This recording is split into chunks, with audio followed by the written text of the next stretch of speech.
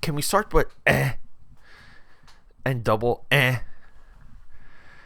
That's what I think about AKA Powders. And welcome to the Saturday or the Sunday show. On the weekends, we do animation here for the Film Buff podcast. I'm your host, Peter A. DeLuca. Sometimes on social media, AKA Pad or AKA Pad69, pronounced as AKAPAD on occasion. So So when we get into anime, the 90s, people want to go to Dragon Ball Z, they want to go to Pokemon. I will say this.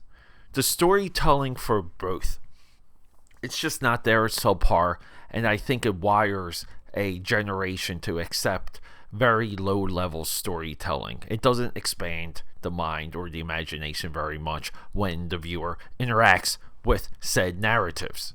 With all of that said, we're going to 1987, the true birth of anime. This is Robot Carnival. I had this on my list for many years as the greatest anime of all time, even greater than Akira. I will put this on a shelf next to Walt Disney's Fantasia and Walt Disney's Fantasia 2000. Why? Because we're talking story here. We're talking limited dialogue. We're just talking about images and telling a narrative to our audience. Those are the precepts. And then along the way, we have some fantastic music, design work. Our head just spins with joy because it's mind-blowing. This is such a great movie. I'm happy to bring it to you. Let's get into it. Quiet on the set. Camera speed. Sound production, take one. Action. Yeah, here's the sorry, AK Powers. We're diving right into it. I just want to go.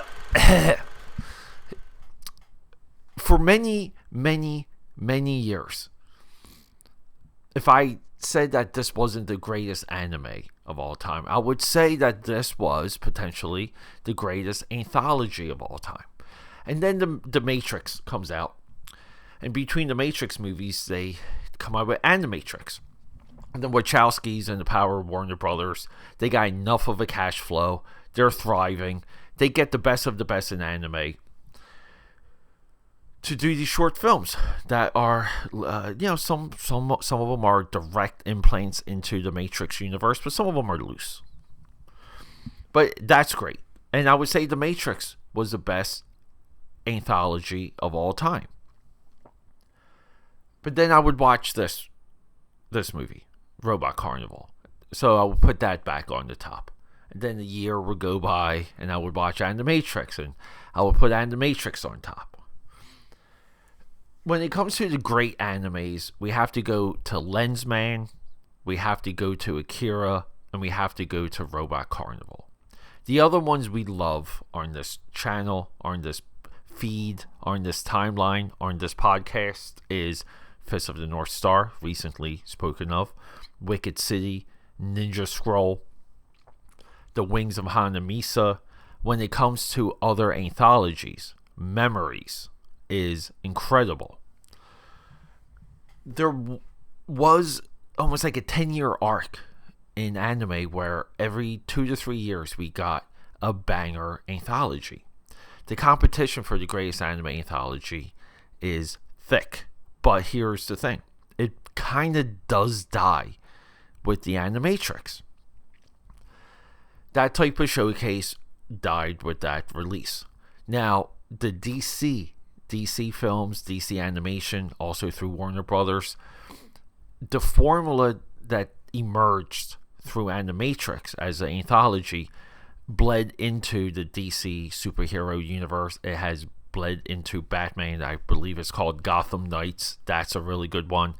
So much so, recently, Star Wars released Star Wars Visions, which is a similar effort. And that's fantastic. But there's something of a time. So when we go back to 1987 and we watch what's included in Robot Carnival, even what bookends, which is absolute destruction, by the way, the bookend segments for Robot Carnival it's essentially flat out destruction and deception.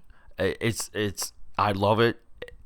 I don't know how to take it. I don't know. I just don't know how to receive it. Because you compare it to something like Fantasia. Fantasia is a celebration of music. It holds your hand. It walks you through everything. This one, it just makes you question like humanity, and maybe we all are really doomed with robots. And if robots wanted to steamroll us, they very well could. But it's got great music. It's great, nicely designed. I believe Ultimo, the director of Akira, directed that.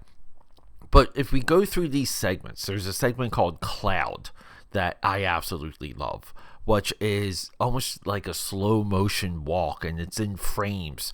And I always remembered there's a small frame where there's just like a footstep, but it's very graphic designed. It's very graphic.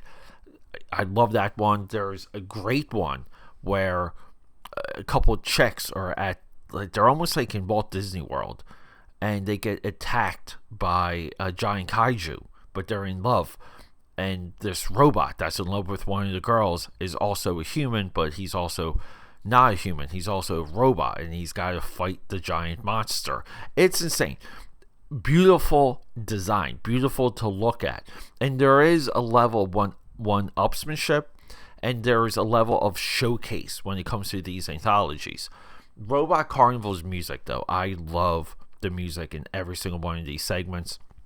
I don't know how much of this music was sampled by other artists and creators. I would be shocked if it wasn't. But with all of that said, AKAPADers, today, I believe this is on Amazon Prime. Go check out Robot Carnival. It's one of my favorites, and it's on my list of the best and the top anime of all time. Prove me wrong. But what other the only major anthology I haven't dived into throughout the years, there's one called Redline, and I know Redline got a ton of attention and it got a ton of love when that got released.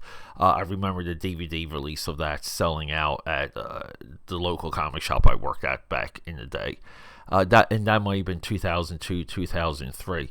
But it stinks. It stinks that the industry cannot get together the way it used to and just do amazing things. I would love it if the special effects houses did something similar. But yeah, we can all wish. Let me know your favorite anthology. Wherever you listen to it, leave a comment. I'll see it. Rock and roll, guys. Go check out Robot Carnival. Okay, that's a wrap.